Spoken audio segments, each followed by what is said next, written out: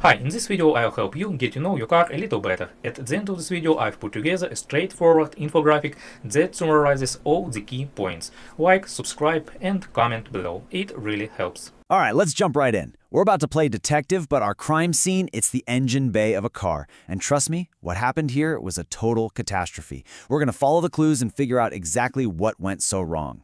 So imagine this. You take your car to the shop, and this is the message you get. A total engine management system failure. I mean, that's not just a warning, right? That's basically a death certificate for your car's brain. This one sentence is where it all starts. And believe me, the stakes couldn't be higher. So, what does happen when a car's brain just dies? That's really the heart of the matter here. Because, when that central computer goes down, it's not just one little thing that breaks. Oh no, it's total chaos. And if we're going to solve this mystery, we have to understand that chaos. Okay, so first things first, let's head to the crime scene. What we're looking at is a car that's just a brick. It's completely unresponsive. And we're not talking about a simple dead battery here or, a single broken part. This is a complete, totally baffling, system-wide shutdown. The very first symptoms are our first big clue. You turn the key, and nothing. The engine won't start. The fuel pump? Dead silent. And then you look at the dashboard, and it's lit up like a Christmas tree with all these warning lights that seem totally unrelated to each other. See, this isn't just one problem. This is a complete collapse of the entire system. Okay, so the scene is set. Now it's time to gather some evidence.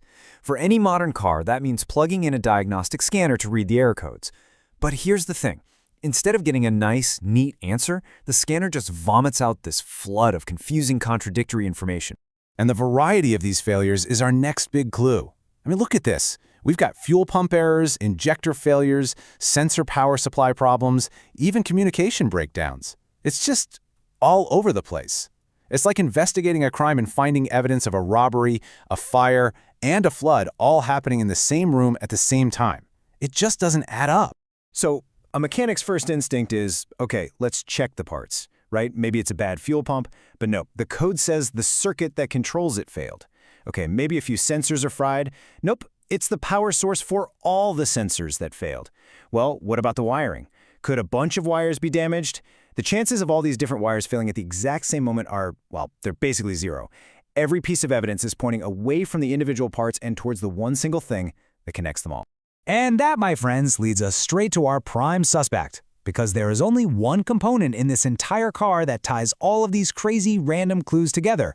It's time to meet the engine's brain. This little box is the Powertrain Control Module, or PCM for short, and you should literally think of it as the car's brain. It's constantly getting information from hundreds of sensors, things like speed, temperature, airflow, and then it sends out commands to make everything work together. It tells the injectors when to fire, the transmission when to shift. It's the absolute command center of the vehicle. And just like our own brains, if the PCM has a major failure, it's not just a minor headache, it's a total shutdown of the whole system. After years of heat and vibrations, or maybe a big electrical surge, it can just break down inside. And when that happens, it starts sending out crazy commands, or maybe no commands at all. And that is what creates the exact chaos we saw with all those error codes. This is why the PCM is suspect number one. Okay, this is it. We've reached the climax. We have our suspect, the PCM, but a good detective needs undeniable proof. We need that smoking gun, the one piece of evidence that proves without a shadow of a doubt that the PCM is our culprit. And the pattern of failure? It tells the whole story. Look at this. These errors aren't random at all. They line up perfectly with every major job the PCM has. The circuits that send power out? Failed. The part that regulates voltage for all the sensors? Failed.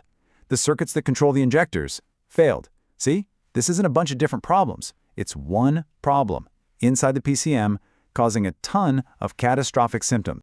So how do we prove it for sure? It actually comes down to one simple electrical test.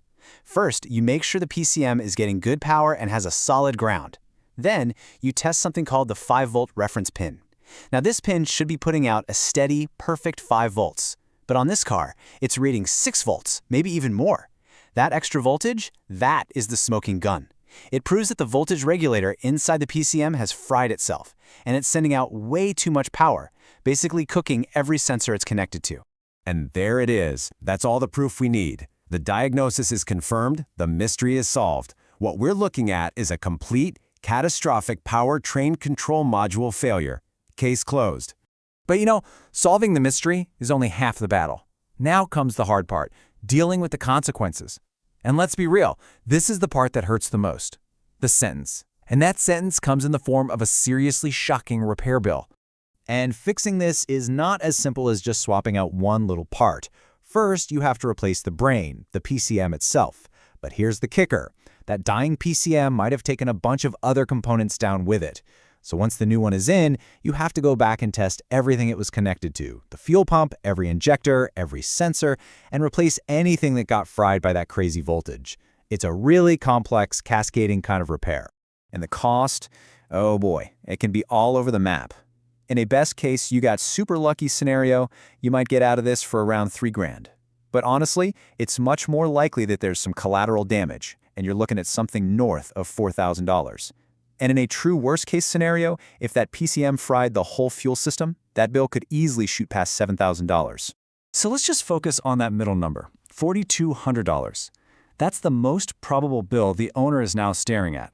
And that is a huge, totally unexpected chunk of money that forces a very, very tough decision. Which brings us to the final verdict, because this isn't really a mechanical problem anymore, is it? It's a financial one. The big question is, what do you do when the bill to fix your car is almost as much as the car is even worth? Here's a pretty good rule of thumb. If your car's less than 5 years old, you probably repair it. But if it's between 5 and 10 years old, that's a really tough call. You've got to weigh that repair cost against the car's actual value.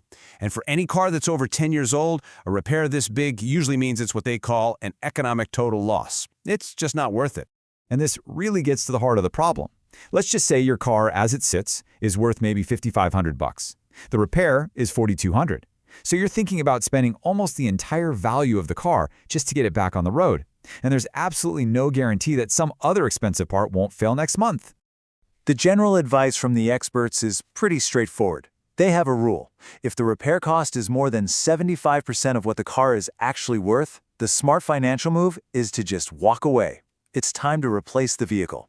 And so, that brings us to the final question. And I'm going to leave this one with you. You've seen the crime scene, you've followed the clues, you know who the culprit is, and you've seen the sentence. So now, it's your turn to be the judge.